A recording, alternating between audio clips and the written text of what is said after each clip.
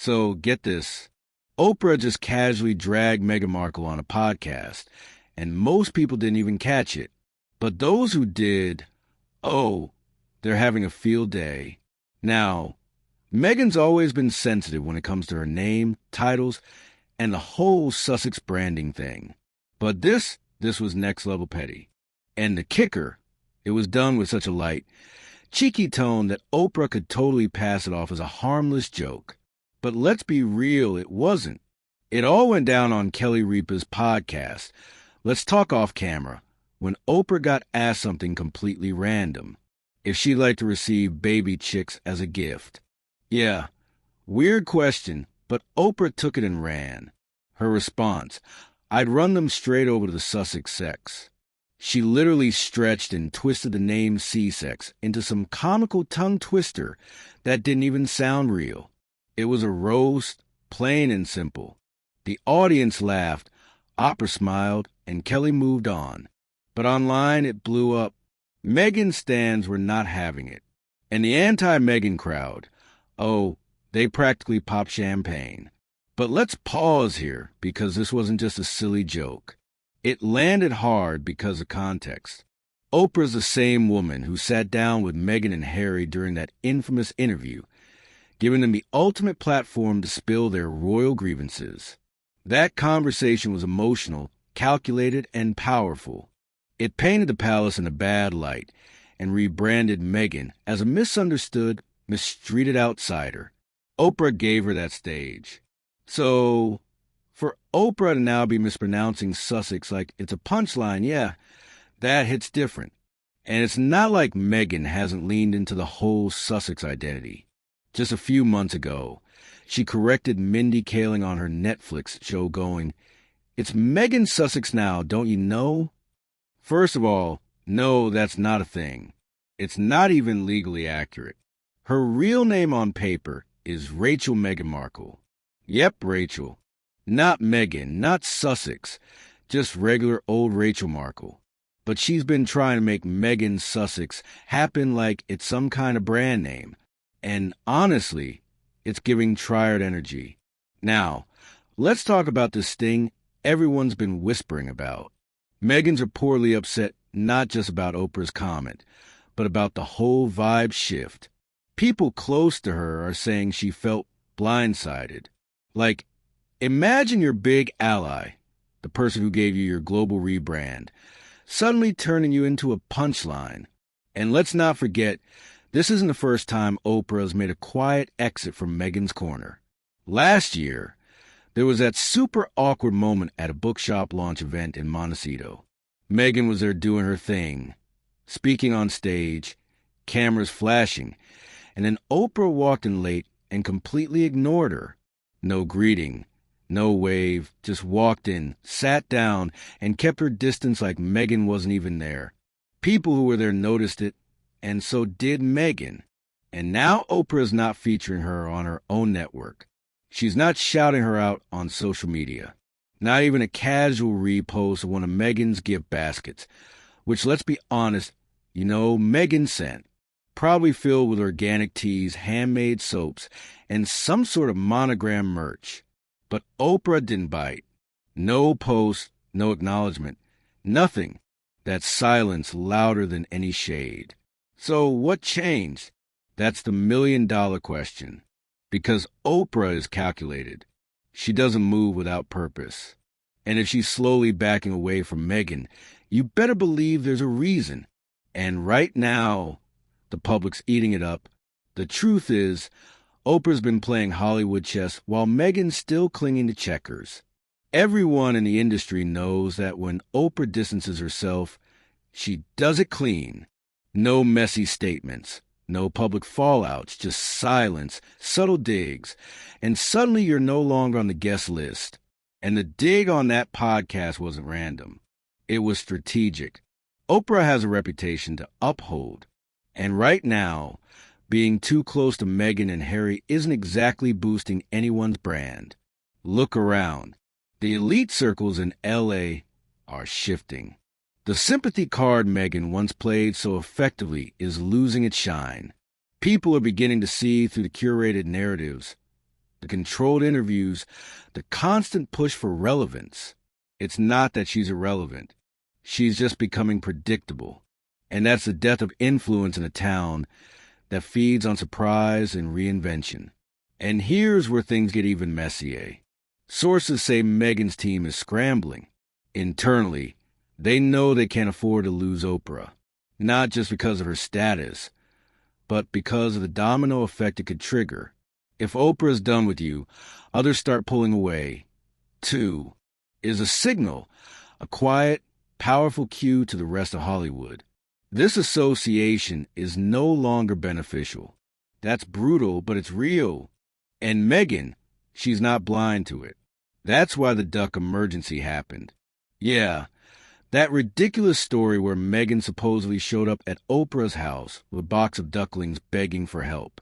The official version painted it like some cute urgent animal rescue situation. But come on, no one's buying that. Ducks don't just waddle into Montecito needing urgent relocation. The whole thing screamed PR stunt, a desperate attempt to reinitiate warmth, closeness, any kind of bond with Oprah. But Oprah, she didn't even post about it. Not a single photo, not a single word. Cold. Meanwhile, the reactions on social media have been ruthless. One user wrote, "Oprah is for Oprah," and it honestly couldn't be more accurate. She's not here for loyalty. She's here for legacy. And if you become a liability to that, you're out. Hollywood's top-tier power players live by one rule: protect the brand. Oprah's brand is success, longevity, wisdom. Getting caught up in Meghan's ongoing royal drama just muddies that image, and she knows it. There's also a deeper irony here. Meghan, who fought so hard to separate herself from the royal family, now clings to the Sussex title like it a lifeline. She wanted independence, but the brand she's building relies entirely on a title she's technically not even supposed to use in commercial ventures. That contradiction hasn't gone unnoticed. People are pointing it out more than ever. And Oprah mocking that title, that was a signal to the rest of us. This whole thing's getting absurd. Even Mindy Kaling looked uncomfortable during that Netflix moment when Meghan insisted she be called Meghan Sussex. You could see the hesitation in her face, like, "Girl, what are you doing?" It's not a last name. It's a title, one that came from the very institution you claim tried to destroy you. The logic's crumbling, and so is the support. Right now, Meghan's image is at a tipping point. Oprah's jab wasn't just a roast. It was a gentle push toward the edge. And once that fall begins, it's hard to climb back up without a real reinvention. The question is, does Meghan even realize how far she's already slipping? Meghan's real problem isn't Oprah's joke. It's the isolation that comes after. You can survive a jab. You can't survive silence in an industry that thrives on visibility and support. And the worst part, Meghan's not just losing Oprah. She's losing the whole elite safety net she thought she secured when she and Harry first touched down in California. The invitations are thinning out. The collaborations are slowing down. The insiders are talking, and the phrase, "too much drama," keeps coming up more and more. There's a pattern to these Hollywood exits. First comes a shift in tone. Jokes instead of praise, shade instead of support. Then the media starts turning. Old allies grow quiet. Public sympathy fades. And suddenly all the carefully built connections vanish. That's what Meghan's facing right now. She went from the woman who shook the British monarchy to someone getting mocked by the very people who once amplified her voice. Even the gift baskets say a lot. Meghan's always been about the aesthetic. The perfectly curated branding, the organic snacks, the delicate stationery. Her baskets have become a running joke at this point. Beautiful, overdone, and entirely performative. She sent one to Oprah, probably with a handwritten note and artisanal honey, hoping for a post or a little story shout-out. But Oprah, she left it in the shadows. No thanks, no tag, not even a look what I got. In the influencer game, that's a soft block. And Meghan knows it. She's not stupid. She's deeply strategic. But she's also used to being in control. Every interview, every appearance, every public move carefully calculated. That's why this stings so much, because she couldn't control it. Oprah laughed. The internet caught on and Meghan couldn't spin it in her favor fast enough. The vulnerability of it all is showing through the cracks. There's also this lingering desperation to stay relevant. Meghan's brand can't survive on silence. It needs conflict, attention, headlines. But that same strategy is now working against her. People are tired. The narrative hasn't evolved. Victimhood has a shelf life in Hollywood, unless it's backed by reinvention. And Meghan's reinvention's still pending. She tried with the Spotify deal, the Netflix content, the lifestyle products. But none of it hit the way she needed it to. So now what's left? Meghan can't lean on the royals. Those bridges are torched. She can't lean on Hollywood. It's moving on. She can't lean on Oprah. Clearly, that door is shutting. Her best bet would have been to go quiet, regroup, and come back fresh.